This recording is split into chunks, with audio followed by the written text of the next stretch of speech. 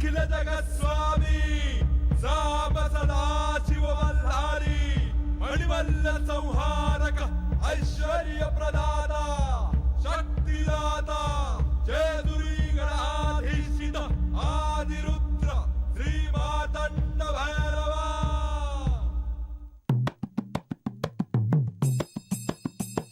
जय देवा जय देवा जय देवा जय देवा जय देवा जय शिव मातंडा।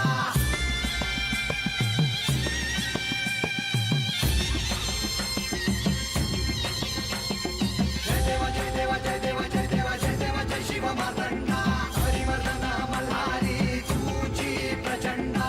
अगडतुम नगारा सोन्याची जेजुरी देव गेले जेजुरा निळा घोडा। अगडतुम नगारा सोन्याची जेजुरी देव गेले जेजुरा निळा घोडा। पावने तोडा कमरी कर पटा बिहिर मस्तकी तुरा। खोबऱ्याचा कुटका भंडाऱ्याचा भडका बोल अहंकारा सदानंदाचा येळको सदानंदाचा येळको। जय देवा जय देवा जय देवा जय देवा जय देवा जय शिव मातंडा। जय देवा जय देवा जय देवा जय देवा जय देवा जय शिव मातंडा। हरिवर्धन मल्हारी तुझी प्रचंडा। जय देवा जय देवा जय देवा जय देवा जय देवा जय शिव मातंडा। हरिवर्धन मल्हारी तुझी प्रचंडा। म्हाळसा, तू सांगितल्याप्रमाणे बानूला स्थान दिले गेले आहे, तेव्हा आता तिथेच तिला आसन ग्रहण करण्याची अनुमती द्यावीस। माझी अनुमती आहे।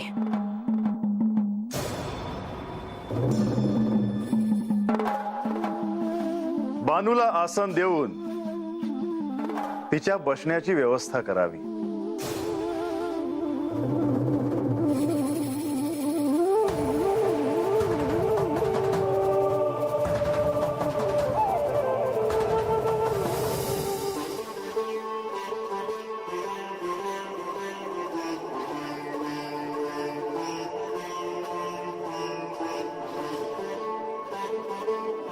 मुनिवर, आता आख्यानाला काही विघ्न नाही ना?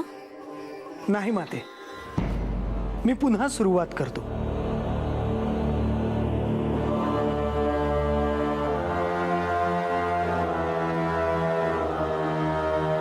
कित्येक वर्ष त्यांची कठोर साधना सुरू होती। हजारो वर्षांनंतर एक एक क्षणी त्यांची साधना पाहून आदिशक्ती त्यांच्यावर प्रसन्न झाली।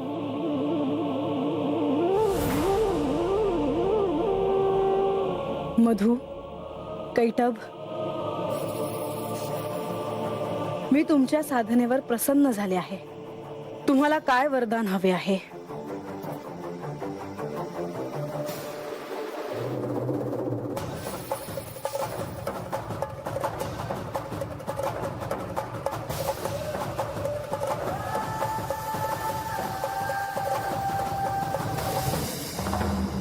हे महाशक्ती, हे आदिशक्ती, आम्हाला आमची सत्ता चिरकाल ठेवण्यासाठी इच्छा मरणाचा वर द्यावा। तथास्तु। आता केवळ मृत्यूच तुम्हाला मारू शकतो, आणि तेही तुमच्या इच्छेनुसार। नारायण नारायण। आदिशक्तीच्या या वरदानामुळे मधु आणि कैटभ अत्यंत उन्मत्त बनले। आता आपल्याला कुणीही मारू शकणार नाही असा त्यांना गर्व होऊ लागला। अशाच एके दिवशी मधु आणि कैटभ फिरत फिरत ब्रह्मलोकी आले। बंधू, आपण या सृष्टीचे स्वामी असताना ब्रह्मदेवांना या आसनावर बसण्याचा काय अधिकार आहे? हे ब्रह्मदेव, आम्ही तुम्हाला आमच्याशी युद्ध करायचे आव्हान देतो।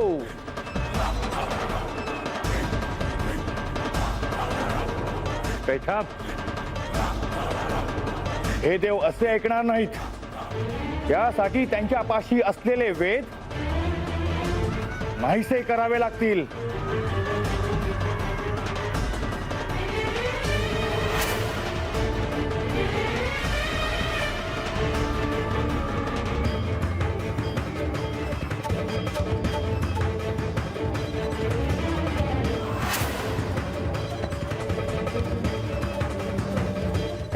ब्रह्मदेवा, तुम्हाला हे वेद पुन्हा प्राप्त करायचे असतील तर त्यासाठी तुम्हाला आमच्याशी युद्ध करावे लागेल.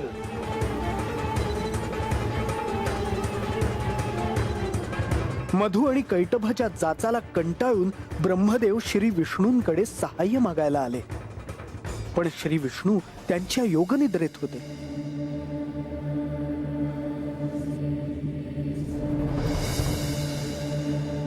हे नारायणा, हे माधवा, त्या मधु आणि कैटभांकडून सृष्टीच्या आचरणाचे ज्ञान असलेल्या वेदांना प्राप्त करून घेण्यासाठी आपल्याकडे सहाय्य मागायला आलो आहे.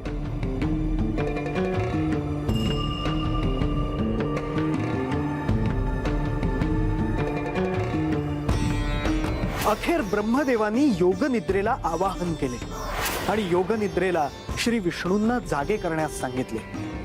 योगनिद्रेने परिस्थितीचे गांभीर्य जाणून श्री विष्णूंना जागे केले आणि ब्रह्मदेवांकडून श्री विष्णूंना सारे काही कळले. वेदांना प्राप्त करण्यासाठी श्री विष्णूंनी कैटभ आणि मधु यांच्याशी युद्ध केले. हे युद्ध हजारो वर्षांपर्यंत चालले, पण मधु आणि कैटभ हे शरण मात्र आले नाही. श्री विष्णूंना मधु आणि कैटभ यांना दिलेल्या वरदानाबद्दल कळले आणि त्यांनी आदिशक्तीला साकडे घातले. आदिशक्तींनी त्यांना सांगितले की मधु आणि कैटभ यांना इच्छा मरणाचे वरदान आहे. त्यामुळे त्यांना केवळ मृत्यूच मारू शकतो आणि तसे करायचे असेल तर त्यांना मोहित करून हवे ते साध्य करावे लागेल. आणि आदिशक्तीने मधु आणि कैटभ यांना मोहित केले.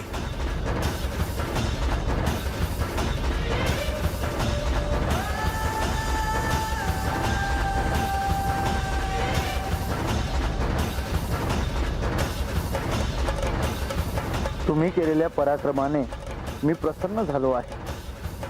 तुम्हाला हवं ते वरदान मागा. हे विष्णू, आम्ही कोणी याचक नाही. आम्ही स्वामी आहोत. आम्ही दाता आहोत. आम्हाला काय हवे हे विचारण्यापेक्षा तुला काय हवे हे माग.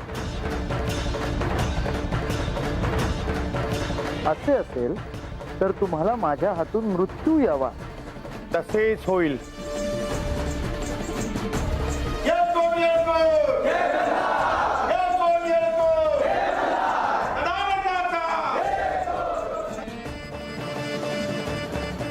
नारायण नारायण. मुनिवर, मधु आणि कैटभाची गोष्ट खूप रंजक आहे आणि खूप उद्बोधकही.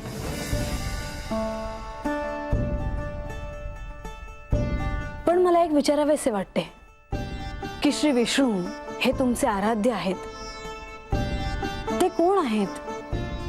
ते कसे दिसतात? त्यांचे स्वरूप कसे आहे?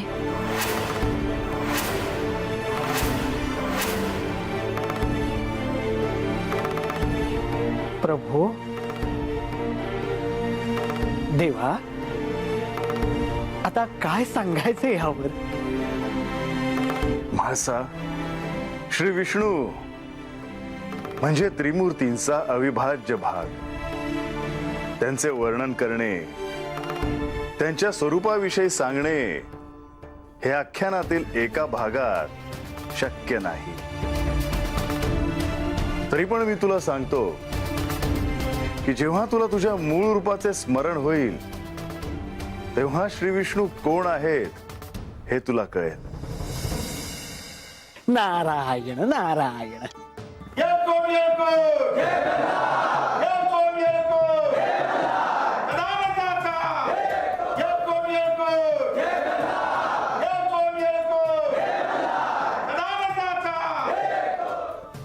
मुनिवर, आख्यान सुरू करावे.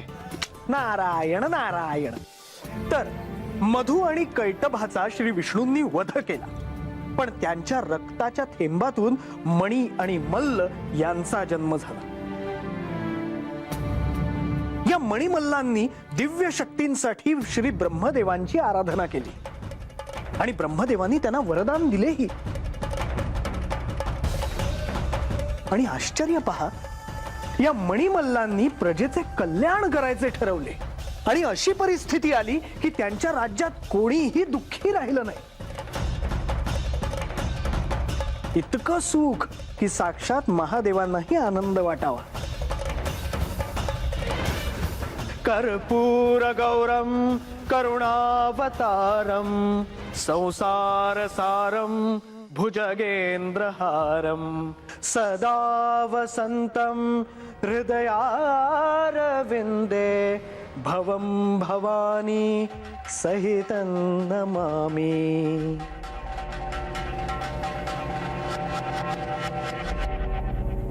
पण एका क्षणी मणी आणि मल्लाचा अहंकार जागा झाला. आपणच या सृष्टीचे चालक आहोत असं त्यांना वाटू लागलं.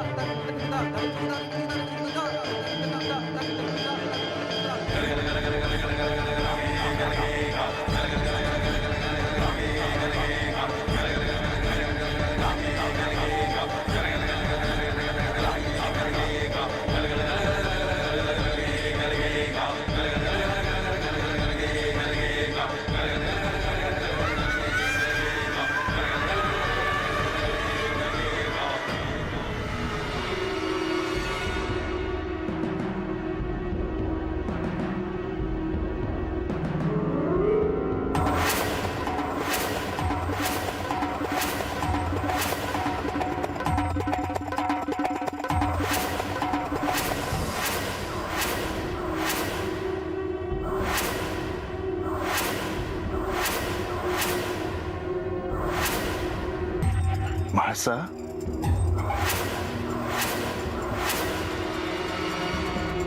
काय झालं? आख्यान सुरू असताना तू अशी का दचकलीस? माझ्या शरीरातून एखादी वीज सळसळत जावी असं मला वाटलं.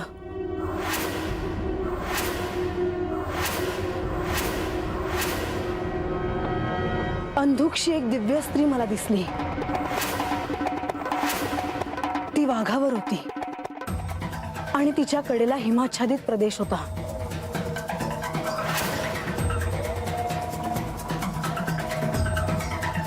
म्हाळसा, तुझ्या मूळ रूपाचे स्मरण होण्याची ही सुरुवात आहे. हा शुभ संकेत आहे.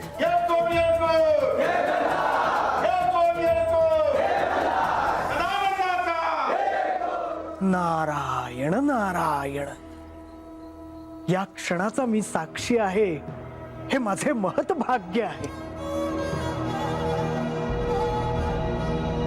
श्री म्हाळसा देवींना जशी ती व्याघ्रेश्वरी दिसली तसे बानूला काही जाणवले का?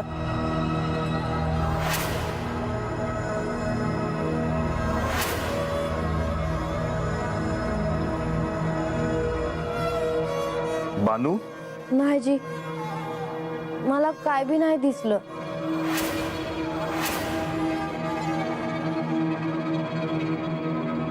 बानू, एकदा शांतपणे डोळे मिटून पहा बरं.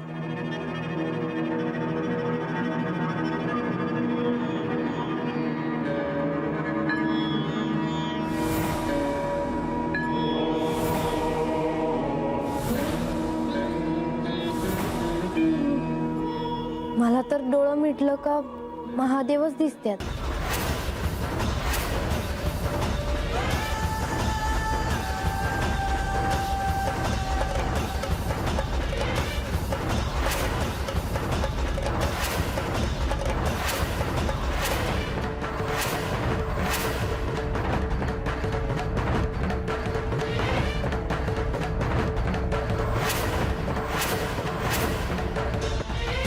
म्हाळसा, शांत हो. आसन ग्रहण कर. म्हाळसा,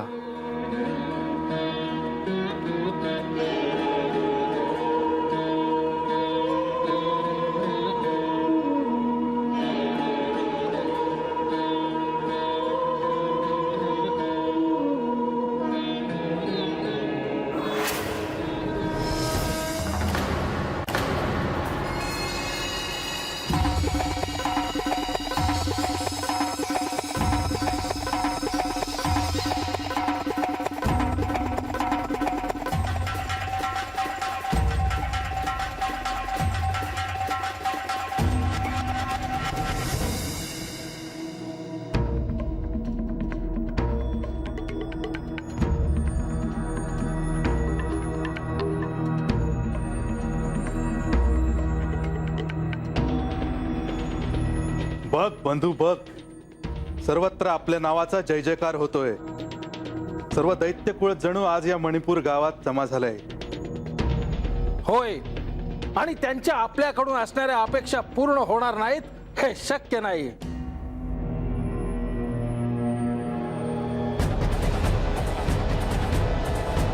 हे दैत्य कुळातील दैत्यांनो, मी मल्लासूर तुम्हा साऱ्यांचे या मणिपुरात स्वागत करतो. मी मल्ल आणि माझा बंधू मणी, आम्ही दोघांनी दैत्य कुळाच्या उद्धारासाठी आजवर अपार परिश्रम करून वैभव प्राप्त केले आहे.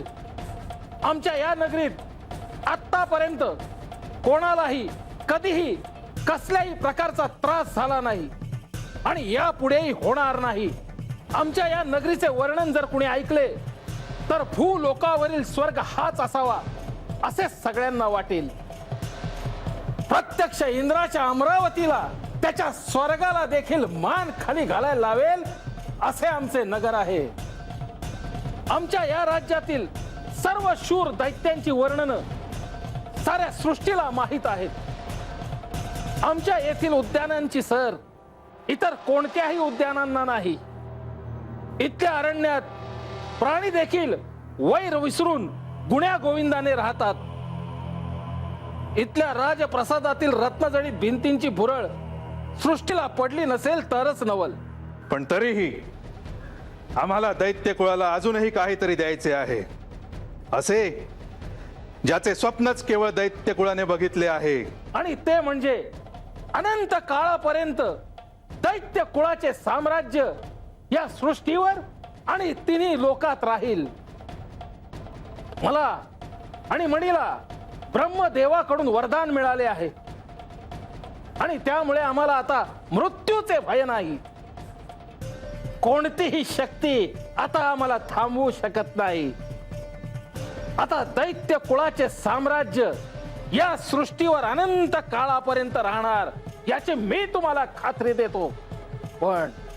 पण असे करायचे असेल तर आपली शक्ती वाढवण्याबरोबरच देवतांना देखील क्षीण करावे लागेल. त्यांना सामर्थ्यवान बनवणारे यज्ञकांड बंद करावे लागतील.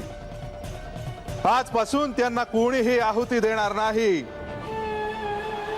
आता लोक केवळ आम्हालाच पूजतील. आजपासून या त्रिलोकाचे स्वामी आम्ही झालो आहोत. याची सर्व सृष्टीने दखल घ्यावी आणि जो कोणी या आज्ञेचा भंग करेल त्याला आमच्या कठोर शासनाला सामोरं जावं लागेल. प्रसंगी त्याला आपले प्राणही गमवावे लागतील. हे दैत्य कुळातील महान दैत्यांनो, हा मल्ल तुम्हाला आश्वस्त करीत आहे. ज्या दैत्य कुळाच्या सामर्थ्यवान अशा महासत्तेचं स्वप्न तुम्ही पाहिलं होतं, ती महासत्ता आजपासून अनंत काळापर्यंत मी तुम्हाला भेट देत आहे.